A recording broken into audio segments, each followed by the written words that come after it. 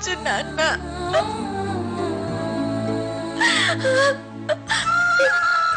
ఇదంతా నా వల్లే, నేనే కారణం.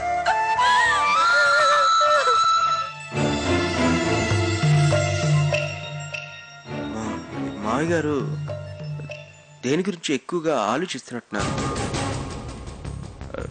ఏదో చెప్పాలని ప్రయత్నిస్తున్నట్టున్నారు. చూడండి, మనం ఇక్కడ ఉన్నంతసేపు ఆయనకి మనతో ఏదో మాట్లాడాలనే అనిపిస్తుంది. మనం వెళ్ళిపోవచ్చు, కానీ ఇక్కడ మావి గారిని చూసుకోవడానికి ఎవరో ఒకరు ఉండాలిగా. ఆయన్ని చూసుకోవడానికి రాధిక ఉందండి.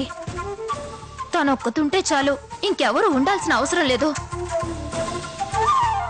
అయినా మనం ఉండటం ముఖ్యమా, ఆయన ఆరోగ్యంగా ఉండటం ముఖ్యమా చెప్పండి.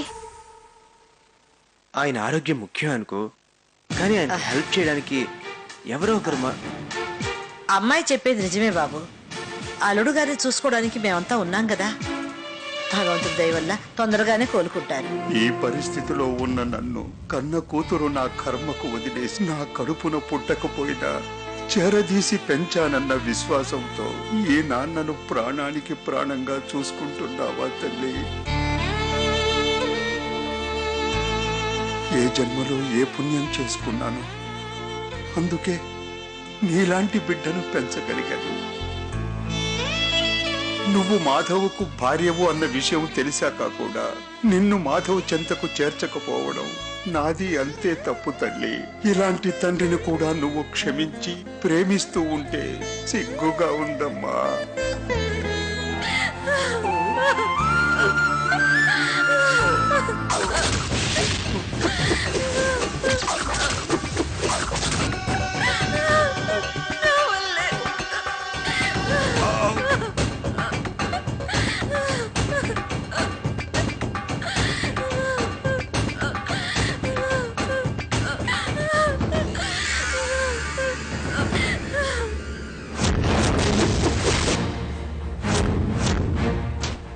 నీ వల్లే, ఇదంతా నీ వల్లే తెలిసింది కదా.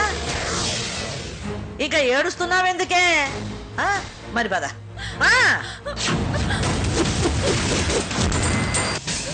వద్దు బామ్మ, నాన్నకు నూనె రాయాలి. అబ్బో, మాకు లేని ప్రేమ నీకు కారిపోతుందా తల్లి? ఈనాడు నీ దొంగ ప్రేమతో ఆయన నమ్మించి మా అందరికి రాసిన నూనె చాలు. ఏంటయ్యా తెగగించుకుంటున్నావు? నా కూతురు జీవితం బాగుండాలనే కదా నిన్ను ఇల్లరికం తెచ్చిపెట్టుకున్నాను. నువ్వు ఈ ముద్దనొస్తుడు దాని గురించి నా బిడ్డను కొట్టావు. ఇప్పుడు అర్థమైందా? నువ్వు నా బిడ్డను కొడితే నాకెంత బాధ కలిగిందో.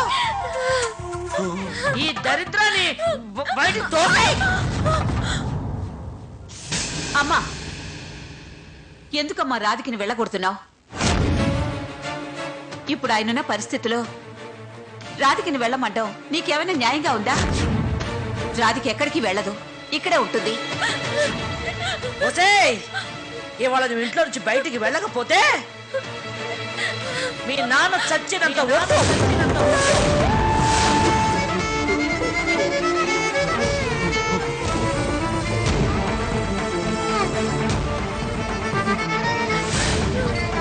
నీకు నీ తండ్రి ఉన్నాడు, ఇక నీకెలాంటి కష్టమూ రాదు తల్లి.